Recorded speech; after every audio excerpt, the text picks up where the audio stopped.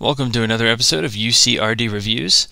So today we have the MS-14A Gelgoog Anavel Gato's custom model version anime. Now this is a figure I was really excited for. It's part of the Gundam 0083 Stardust Memory line, and it's a really neat figure. It is basically a repaint, but is a good repaint. It's one that I think a lot of people have been wanting.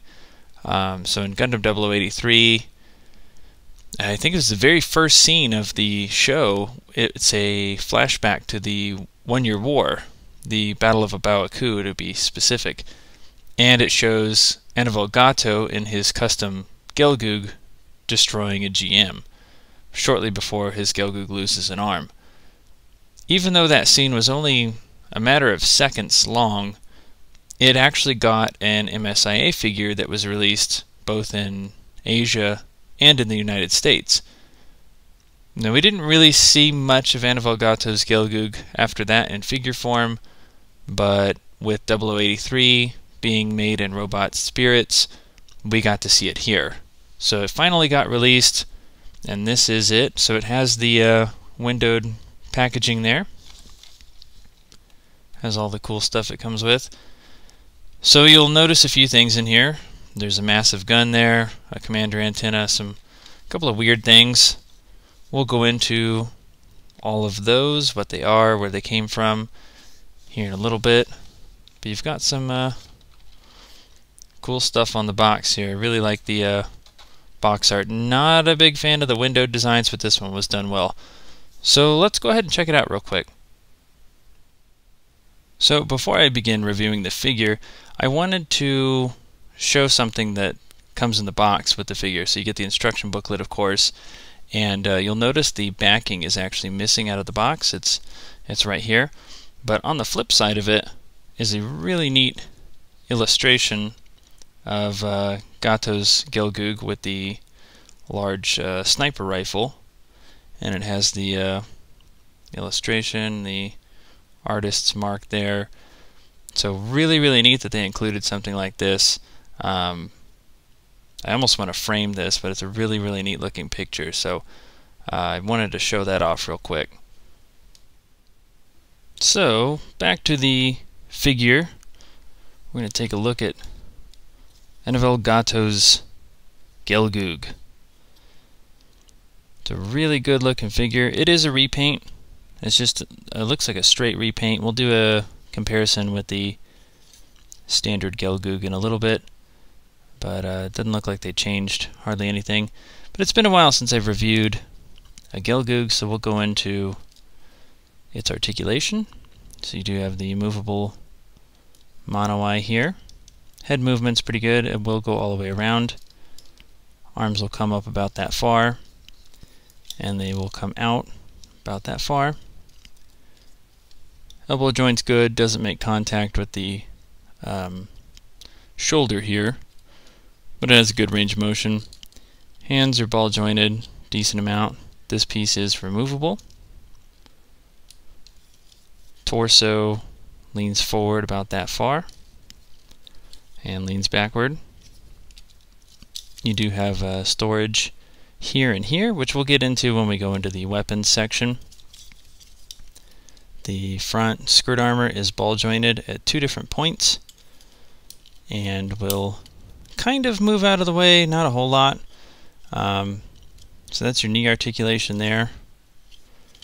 The hips have that weird rotating joint going on in there. You do have a decent leg spread, nothing crazy. You have no thigh swivel with this release. Feet can move outward quite a bit, and I guess while we're in here you have thrusters in the legs and 2 in the feet. You have a little bit of toe articulation, and going back in here you'll notice there's 2 screws. You want to be careful with this particular piece. You don't want it to break. But overall, I mean, it's a nice looking figure. It's in the right colors, got the right shade. It's kind of a weird color combination, but that's Anavel Gato for you. So let's take a look at what we get in this set. Alright, so first things first here, we're going to get through everybody's favorite section, the hands. So you get the standard version anime hand holder, and you get two posing hands here. You have your cool double trigger finger gun hands. You have your beam naginata hands that are slanted, and you have your more neutrally posed hands. So you get 4 sets of hands plus the 2 that are already on the figure.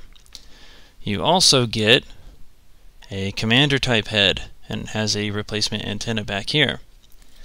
So Gato's Gelgoog in the anime did not have a commander antenna, but you can make one here. Now, while I would normally say, you know, this is just a rehash of the Gelgoog, a repaint, whatever, so you get a commander antenna with it because the Gelgoog had one, there's actually a purpose behind this, and we'll explain it when we get to the big giant gun part, but for now you do get a commander type head, which is pretty cool, but I'm going to keep them as the anime version. And now we have the weapons. So the first thing here is going to be the shield. So it's a standard Gelgoog shield, that weird Zulu style shield, and you have the handle here, which just plugs straight in. However, it can be stored on the Gelgoog, so let's check out what that looks like. So now that I've got my Gelgoog here, so this piece will come down and you'll close that off, and your shield's handle will actually plug into the side here. From there you can take your shield and just plug it into the ball joint like so, and that allows you to store the shield on the back. There's also space here for the beam naginata, which we'll actually get into next. So we're gonna move this out of the way here. So the beam naginata is very similar to other Gelgoog releases. You have the shortened version of it, the longer handled version that splits in half, and you have the super long handled version.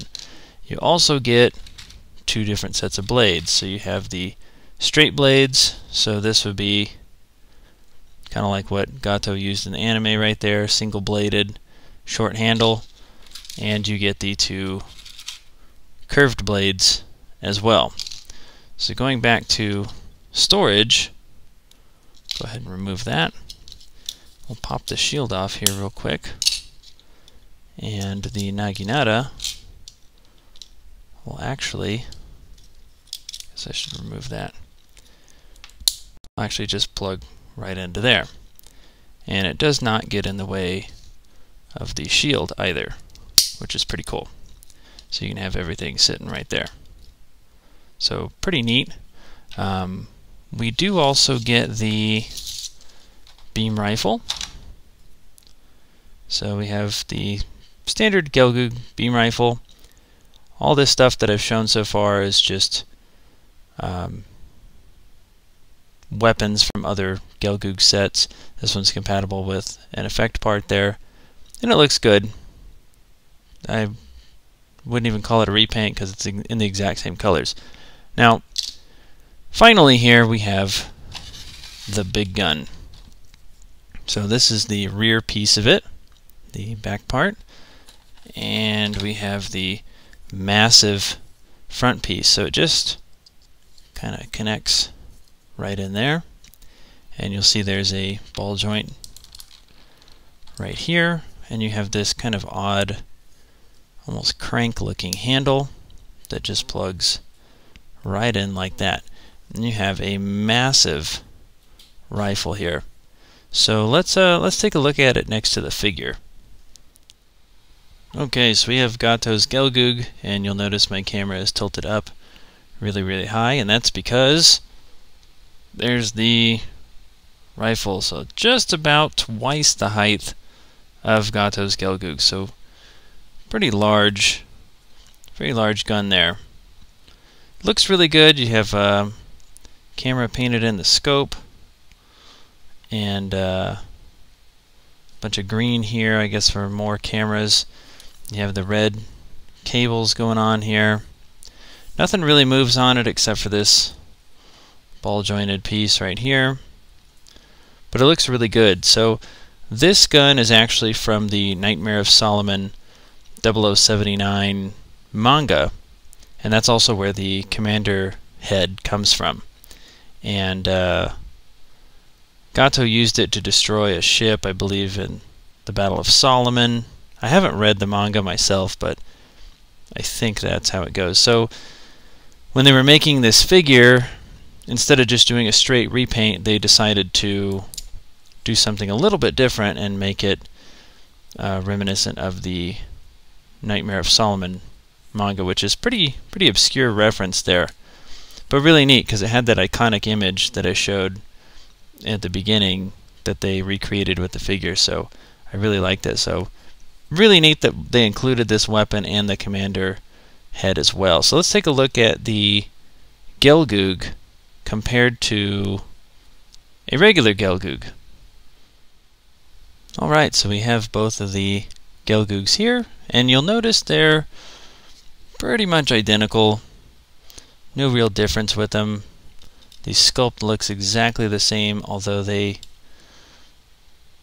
have a different color scheme. But other than that, we have the same exact figure. So this is a straight repaint. The only notable difference with the weaponry is that the Gato's Gelgoog has the updated beam naginata. So the naginata actually splits in half. The old Gelgoog release, the naginata, you had to take this little end piece off to get it into the hands, and they updated it to split them all in half. So that's really the only big difference here. Otherwise, this is just a straight repaint.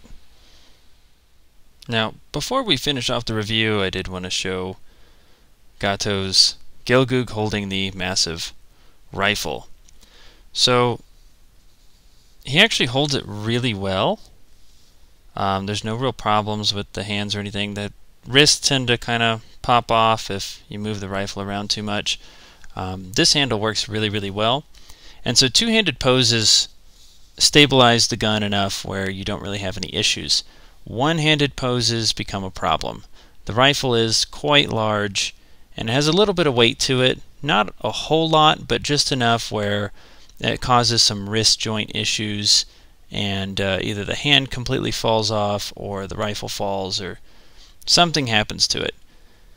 So, and that's in some cases. If you hold it kind of straightened up, kind of like the little art piece that I showed in the beginning, he doesn't have too many issues. But like if this hand wasn't connected to the side of it, it would want to be drooping down.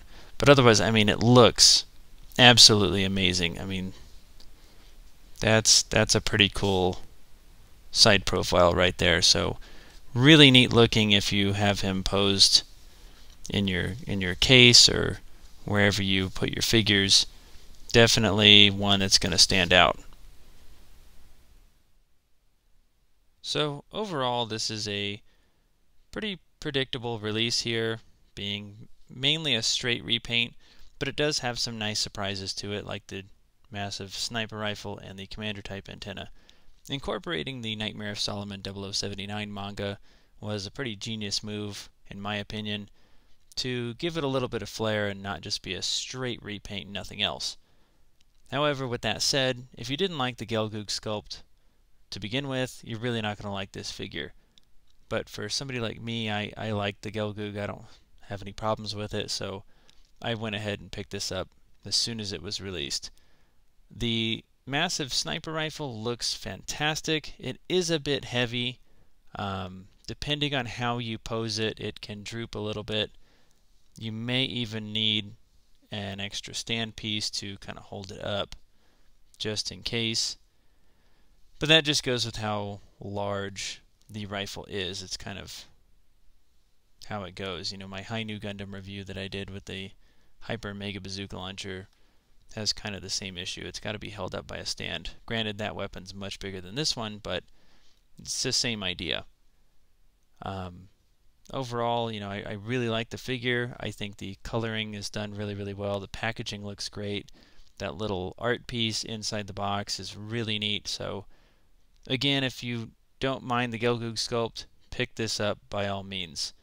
It's a great 0083 figure, and it fits right in with your 1 Year War stuff. So thank you for watching my review, and I will see y'all next time.